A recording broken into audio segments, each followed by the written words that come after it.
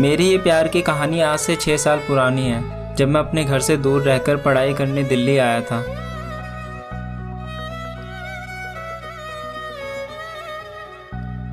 मेरा नाम दीपक है। बात उस समय की है जब मेरे दिल में बहुत से सपने थे कि एक दिन मैं ऐसा काम करूंगा कि सभी लोग मुझे याद रखेंगे। मैं खुद की अपनी पहचान बनाना चाहता था और ज़रूरतमंदों की मदद भी करना चाहता था।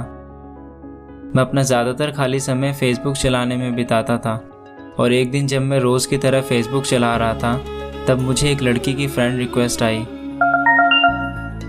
मैंने उसकी फ्रेंड रिक्वेस्ट एक्सेप्ट कर ली। फिर हम दोनों फेसबुक पर चैटिंग करने लगे। शुरुआत में मुझे लगा कि शायद ये कोई लड़का है, इसलिए मैंने उसे कहा कि मुझे तुम पर शक है कि कहीं तुम कोई लड़का तो नहीं हो। अगर तुम लड़की हो तो मुझे तुम्हारी आवाज़ सुननी है। मेरे इतना कहते ही वो लड़की बहुत देर तक ऑफलाइन हो गई और कुछ दिनों तक उसका कोई मैसेज नहीं आया। मैंने उस लड़की को अपना फ़ोन नंबर दिया था पर फिर भी उसका कोई जवाब नहीं आया।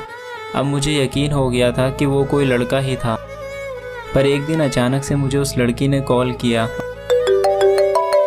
और कहा, हेलो दीपक, पहचाना मुझे?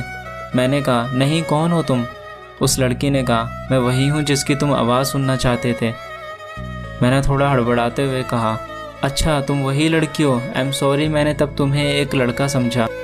अरे कोई बात नहीं, मैं जानती हूँ आजकल फेक आईडी से बहुत लोग बात करते हैं। उस लड़की ने मुझे जवाब दिया।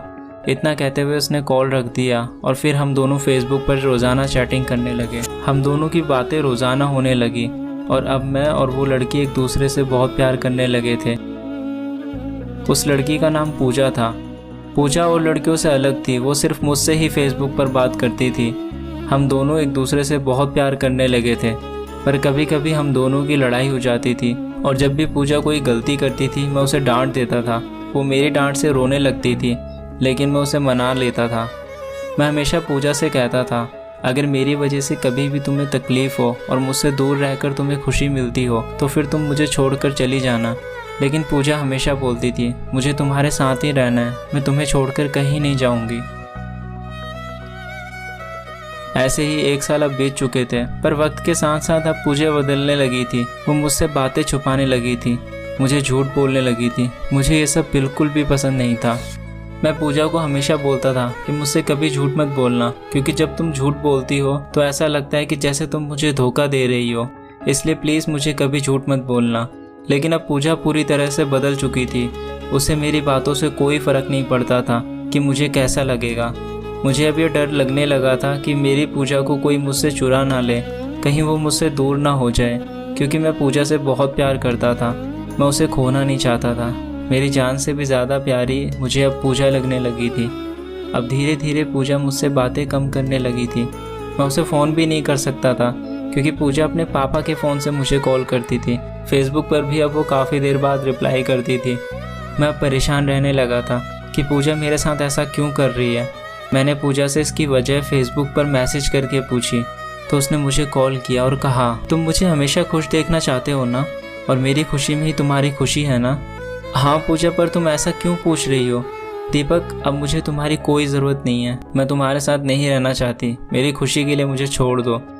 पर पूजा, ऐसा क्या हुआ? मैं तुम्हारे बगैर नहीं रह सकता। अगर मुझसे कोई गलती हो गई हो तो मुझे माफ़ कर दो, लेकिन मुझे छोड़कर मत जाओ। मैं तुम्हारे बिना मर जाऊंगा। पर पूजा ने मेरी एक ना सुनी। मैं समझ गया कि मैं पूजा को खो चुका हूँ, लेकिन मैं उससे बहुत प्यार करता हूँ। इसलिए मैंने उसे कहा, ठीक है, तुम मुझे छोड़कर जाना चाहती हो तो जाओ, लेकिन अपना ध्यान रखना और प्लीज़ अनजान लोगों से बातें मत करना। पर पूजा ने मुझे बहुत ही अजीब ढंग में जवाब दिया, दीपक, तुम्हें मेरी चिंता करने की कोई ज़रूरत नहीं है। तुम अपने काम से काम रखो। मैंने पूजा को कहा, ठीक है पूजा, पर जाते जाते मेरा एक काम कर दो, मुझे फेसबुक से ब्लॉक कर देना, वरना जब भी मैं तुम्हें फेसबुक पर देखूंगा तो तुम्हारे बगैर तड़प जाऊंगा। इसलिए मुझे ब्लॉक कर दो। पूजा ने ठीक वैसा ही किया। उसने मुझे फेसबुक से ब्लॉक कर दिया और मैं उसकी याद में रोज़ रोने लगा। मेरा मन अब पढ़ाई में भी नहीं लगता था, जिसकी वजह से मैं एग्ज़ाम में फ़ेल हो गया। मैं वापस अपने घर आ गया। धीरे धीरे मुझे नशा करने की भी आदत हो गई, पर फिर भी मैं पूजा को नहीं भुला पाया। आज भी बस मैं यही सोचता हूँ कि आखिर मेरी गलती क्या थी, क्यों मुझे पूजा यूँ छोड़कर चली गई।